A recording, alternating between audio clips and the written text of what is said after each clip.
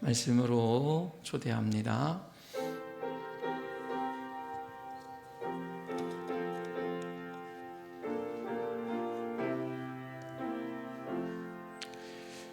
오늘 누가복음 10번째 시간으로 오늘 우리 친구들 같이 예배를 드리고 있는데, 오늘 예수님은 누구신가? 우리가 예수님을 믿는다고 하는데 예수님은 누구신가? 라는 그런 주제를 가지고 오늘 예수님을 믿는 자로서 어떻게 예수님을 따라야 되는지를 말씀을 통해 은혜를 나누고자 합니다. 여러분, 예수님은 누구신가? 우리는 이 질문에 대한 답을 의외로 쉽게 하지 못합니다. 예수님을 믿는가? 라는 질문에 대해서는 그렇다라고 대답을 하지만, 오늘 예수님을 믿는가? 라는 대답, 아멘. 그러나 예수님은 누구신가? 라고 물어보면 우리는 그 질문에 머뭇합니다. 그러나 이것이 저는 맞다고 봅니다. 왜냐하면 우리가 예수님을 자신의 삶의 주인으로 모시고 그분을 믿으며 이제 우리는 신앙의 여정을 시작합니다. 그러나 그것은 예수님을 알아가는 데 있어서 끝이 아니라 시작점이라는 것입니다.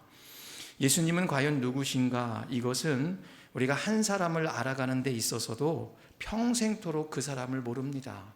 한 이불을 덮고 자도 내 아내와 내 남편을 우리는 잘 모릅니다. 하물며 모든 만물을 창조하시고 구원하신 하나님의 아들 예수님을 알아가는 것, 나는 다 안다. 그런 끝이 어디에 있겠습니까? 따라서 세상의 그 어느 누구도 우리 예수님에 대해서 충분히 다 안다라고 말할 수 없습니다. 남들보다는 많이 알 수 있다 한들 자신의 절대적인 지식과 경험에 여전히 충분하지 않기에 오늘 우리 모두는 오늘 겸손하게 예수님을 더 알아가는 신앙의 순례길에 모두가 서 있다라는 것입니다. 사랑하는 믿음 가족 여러분, 여러분은 예수님은 누구신가? 여러분 스스로에게 한번 물어보시기를 바랍니다. 나는 예수님을 누구로 고백하고 따르고 계십니까? 저는 이렇게 한번 생각해 보았습니다. 어린이들이 고백하는 예수님은 어떠한 분이실까요? 저는 어린이 때는 엄마와 같은 분이라고 고백합니다. 엄마만 있으면 어린이들은 다 해결됩니다. 그런데 청소년이 되면 엄마 아빠가 아닙니다. 누굽니까? 친구와 같은 예수님. 어린 시절에는 엄마와 같은 예수님으로 우리가 다가왔다면, 이제는 청소년 시절이 되면 이제는 친구와 같은 예수님이 될 것입니다. 청년들이 되면 어떨까요? 패기가 넘치는 청년들, 오늘 공상 영화에 나오는 어떠한 주인공, 영웅과 같은 주인공과 같은 분으로 예수님을 알 수도 있을 것입니다. 그럼 이 자리에 계신 모든 어르신들에게 바라보시는 예수님은 어떠한 분이십니까? 저는 한번 상상해 보았습니다. 그것은 바로 오늘 너무나도 듬직하고 든든한 성인이 된 우리의 자녀들과 같은 분이 아닌가. 내가 보기만 해도 너무나도 기쁘고 저 자녀를 볼 때마다 내가 너무나도 듬직했던 그런 모습들, 그 모습이 우리에게 다가온 예수님의 모습은 아닌지 우리는 생각해 볼 수가 있겠습니다. 이처럼 예수님은 각자의 그런 연령도 있지만 각자의 상황에 따라서 각각 다르게 고백할 수도 있다는 것을 우리는 말씀을 통해서도, 그리고 우리의 삶을 통해서도 알 수가 있습니다. 그러나 오늘 성경에서 오늘 예수님은 직접 자신이 어떠한 자이며 그리고 어떠한 길을 걸을 것인지에 대해서 오늘 정체성을 제자들에게 알려주고 계십니다. 오늘 20절 말씀 볼까요? 예수께서 이르시되 너희는 나를 누구라 하느냐? 대답하되 이르되 하나님의 그리스도시니이다 하니 라고 말합니다. 예수님이 너희는 나를 누구라 라고 하느냐라고 할 때 예수님의 제자 중 한 사람이었던 베드로가 하나님의 그리스도이십니다 라고 말씀을 하고 있다라는 것입니다. 여러분, 이것은 무엇을 말할까요? 예수님은 하나님께서 보내신 자다라는 것은 분명한 사실입니다.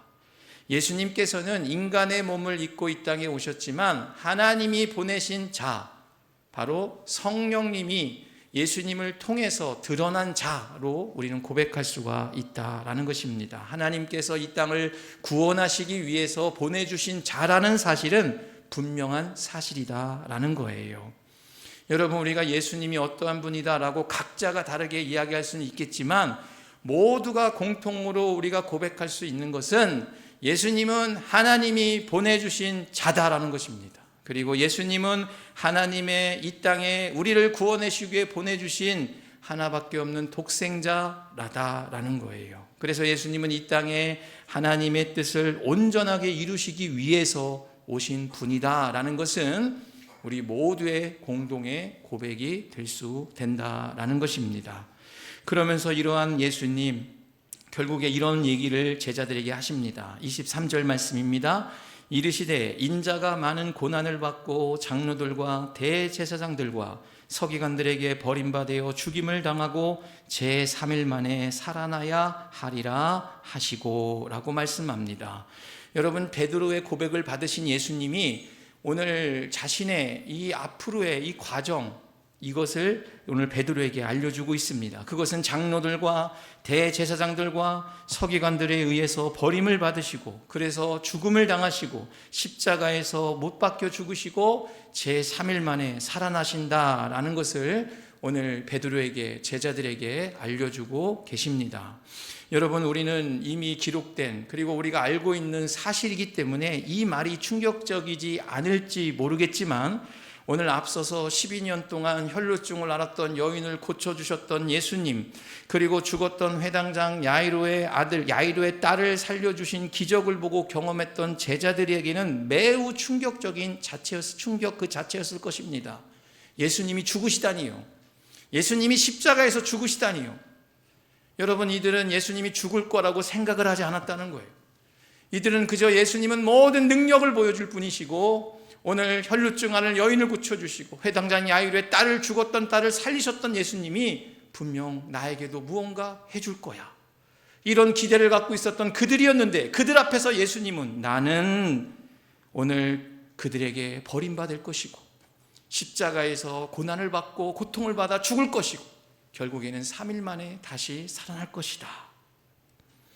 여러분, 어찌 보면 이 제자들은 너무나도 충격적이었을 것입니다. 그간의 하나님 나라, 예수님이 보여주셨던 이러한 일들이 지속적으로 일어날 거라는 기대 가운데 예수님을 쫓았는데, 그런 기대와는 다르게 예수님이 버림받으셔서 죽으신다니요. 이들은 이 뜻을 전혀 알 수가 없었습니다. 믿음가족 여러분, 목회 데이터 연구소라고 있습니다. 여기 조사에 의하면 그리스도인들이 믿음 생활하는 데 있어서 가장 얻고자 하는 것이 무엇이냐고 물어봤다고 합니다. 여러분, 그런데 많은 그리스도인들의 대답은 마음의 평안이다 라고 대답을 했다고 합니다. 여러분, 충분히 이해가 됩니다. 우리가 믿는 생활, 믿음 생활을 하는 걸 통해서 마음의 평안을 얻는 것 매우 중요합니다. 그러나 이 평안을 하나님 안에서 누리는 평안이 아니라, 그저 내 환경을 초월하는 평안이 아니라 내가 원하는 것이 이루어졌을 때, 하나님을 통해서 무언가 내가 원하는 기대가 이루어질 때 얻고자 하는 평안으로 생각한다면 우리는 건강한 신앙으로 나아갈 수가 없다라는 거예요. 그것은 별반 다른 어떠한 기복적으로 내가 하나님을 믿음으로 하나님한테 얻으려고만 하는 믿음들, 이 제자들의 모습과 별반 다를 것이 없다라는 것입니다. 그저 미래를 투자하는 보험처럼 믿음 생활을 통해 만사 형통한 것으로만 기대하고 따른다면 인생 가운데 찾아오는 큰 환난이나 고난이나 고통 앞에서 매우 쉽게 오늘 신앙의 길을 저버리게 되는 결과를 맞이하게 된다라는 것입니다. 이러한 상황 가운데 예수님은 바로 오늘 23절에서 이렇게 말합니다. 오늘 아무든지 나를 따라오려거든 자기를 부인하고 날마다 제 십자가를 지고 나를 따를 것이다 라고 말씀합니다. 여러분, 다시 말씀을 드립니다. 제자들은 분명히 예수님을 통해서 무언가 얻으려고 했는데, 예수님은 또 자신의 죽음을 넘어서 너희의 십자가를 지고 나를 따르라고 합니다. 예수님만 십자가를 지는 것도 이해가 되지 않는데 이제는 너희도조차도 십자가를 지고 나를 따르라고 말씀한다는 거예요. 이것이 과연 제자들에게 소망이 될 수 있었겠습니까? 하나님의 뜻을 이루는 더 좋고 쉬운 방법은 없을까? 꼭 내가 예수님이 지신 저 십자가를 나도 꼭 져야만 하는가? 이 자리에 있는 우리 모든 믿음 가족들에게 질문해 봅니다. 여러분, 누가 십자가를 짊어지는 것을 좋아하겠습니까? 누구나가 평안함을 원합니다. 누구나가 순탄한 삶을 원합니다. 누구나가 내 가지고 있는 짐이 없이 그저 평안한 모습으로 하나님 섬기면서 이 땅에 잘 지내다가 그저 내가 원하는 대로 믿음 생활하다가 하나님께로 들림받으면 그것이 복일 것처럼 우리 모두는 생각한다는 거예요. 그러나 예수님은 말씀한다는 것입니다. 누구든지 나를 따라오려거든 자기를 부인하고 날마다 자기 십자가를 지고 나를 따르라고 말입니다. 여러분, 이 말이 이해가 되십니까? 이 말을 우리는 이해해야 된다는 거예요. 예화를 드렸었습니다. 어느 성도님이 계셨습니다. 어린 시절 부모에게 버림받았습니다. 여러 친척집을 다니면서 눈치를 보며 살아오셨습니다. 그런데 어린 시절 동네 친구가 교회를 가자고 하는 말을 듣고 교회에 나와 예수님의 사랑을 예수님의 사랑을 그동안에 자신이 어린 시절 받지 못했던 부모님의 사랑처럼 받아들이며 조금씩 예수님을 알아가기 시작했습니다. 그 어린이는 벌써 청년이 되어 취업을 하고 번데기 공장에 제조 공장을 다니며 열심히 돈을 모았습니다. 그래서 그곳에서 너무나도 사랑하는 남자를 만나게 되었습니다. 결혼을 하게 되었습니다. 어려운 가운데 두 부부는 서로 의지하고 사랑하면서 오순도순 행복하게 살았습니다. 하나님이 축복해 주셔서 2명의 아들을 선물로 받았습니다. 그런데 갑자기 남편이 심장마비로 세상을 등지게 되었습니다. 잘 자라던 아들 2명도 한 아들은 교통사고로 불구가 되었고 다른 아들은 한쪽 눈을 실명하게 되었습니다. 그는 너무나도 괴로웠습니다. 그래서 어떻게 해야 되는가? 과연 하나님이 살아계신가? 나에게 내 삶이 왜 이렇게 어린 시절부터 부모에게 버림받았고 받아야 될 사랑도 받지 못하고 살아야 되는가? 라고 생각하면서 그는 늘 주님을 원망하지만 그래도 신앙의 줄을 붙잡고 살아오고 있었습니다. 그러던 어느 날 꿈을 꾸었습니다. 긴 강이 그 앞에 흐르고 있었습니다. 강물을 헤치고 지나야지만이 그 길을, 내가 원하는 길을 갈 수가 있었습니다. 곁에 사람들을 보았습니다. 그런데 곁에 있는 사람들은 어깨에 아주 가벼운 솜과 같은 물건을 들고 지나가고 있습니다. 그런데 자신의 어깨를 보니 매우 무거운 짐을 어깨에 메고 있었습니다. 너무나도 원망이 됐습니다. 나도 저 사람처럼 가벼운 짐을 짓고 저곳을 지나고 싶은데 왜 나에게는 이렇게 무거운 삶의 십자가만이 나에게 있는 것인가? 라고 그는 생각했습니다. 그래서 결국에는 그 강을 지나게 되었습니다. 궁금해서 함께 동행했던 사람을 보았습니다. 그런데 가벼운 짐을 지었던 그 사람들은 보이지 않는 것입니다. 왜 그랬을까요? 그는 짐이 가벼워서, 짐이 솜과 같아서, 물이 스며들어서 물살에 의해 쓸려가게 되었다는 것입니다. 그런데 자신은 그 자신의 짐 위에 있는 무거운 십자가로 인해서 아무리 거친 물이 내려와도 그 강물을 지나갈 수가 있었다라는 것입니다. 사랑하는 믿음 가족 여러분, 저는 이 십자가 그리고 이 강, 결국 이 강은 우리의 최후의 믿음의 승리라고 할 수 있는 요단강입니다. 우리는 마지막까지 믿음을 지킬 수 있는 것은 나의 가벼운 평안함이 아니라, 잠시 주는 유익의 평안함이 아니라 내 몸에 있는 여러 가지 십자가의 짐이랄지라도 그것을 주님 앞에 붙잡고 나아가는 자에게 주시는 평안과 은혜를 우리는 누려야 된다라는 거예요. 잠시 눈에 보여지는 가짜 평안함, 내 눈을 미혹하고 무언가 내가 원하는 것을 이루어질 때 얻는 그 평안함을 우리가 그저 쫓는다면 오늘 예수님이 말씀하신 우리는 예수님의 그 길을 따라가는 우리의 십자가를 지지 않으려는 거예요. 나를 부인하지 않으려는 거예요. 그저 예수님을 통해서 얻으려고만 하는 제자들의 모습과 별반 다르지 않는다라는 것입니다.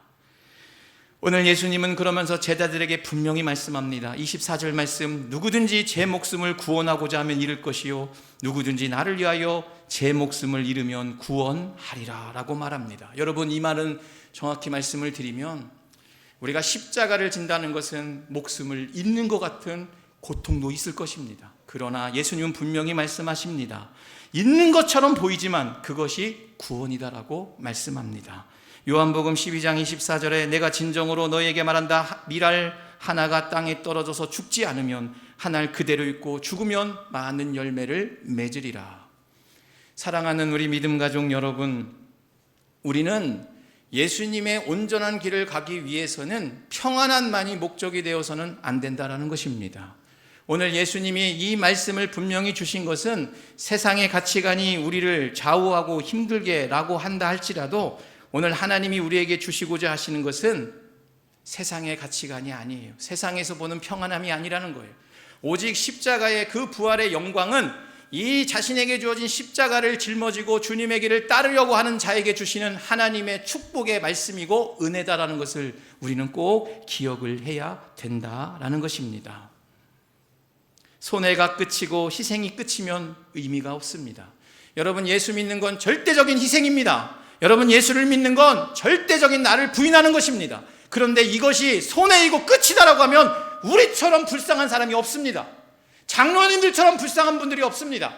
예수님, 목사들처럼 불쌍한 사람이 없다는 거예요. 평생토록 선교하고 자신의 목숨 내놓고 세상에서 가지고 있는 모든 것 다 내려놓고 주님의 길을 걸어갔는데 보여지는 상급이 아무것도 없다면 그가 같은 인생의 불쌍함이 어디 있겠습니까? 그러나 그러한 인생이 바로 생명을 살리는 길임을 우리는 믿는 자들입니다.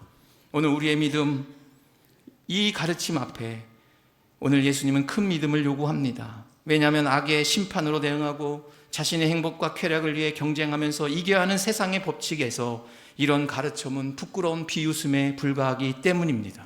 정확히 말씀드리면 예수님의 이러한 나를 부인하고 나를 부인하고 자기의 십자가를 지고 나를 따르라고 하는 것은 세상의 정확한 상식과 반대되는 가르침이기 때문이다라는 거예요.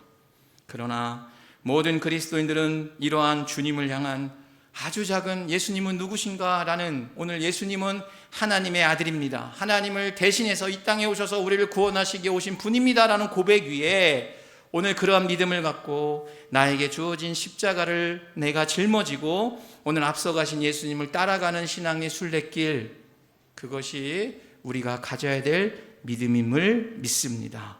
그래서 우리는 보여줘야 됩니다. 십자가가 답입니다. 십자가가 진리입니다. 십자가가 미련한 것이 아니라 십자가는 구원이고 십자가는 살리는 것입니다. 여러분, 이러한 삶을 세상 사람들에게 보여줘야 됩니다. 바보처럼 살아도 됩니다. 십자가가 있으면 그 바보가 생명을 살리는 길입니다. 우리는 세상에서 무언가 다른 누군가에게 지배하고 다른 누군가를 자기 아래 두려고 하지만 십자가는 더욱더 낮아지라고 우리를 요청하고 계십니다. 예수님은 우리에게 계속해서 낮아지고 희생하라고 말씀하고 계십니다.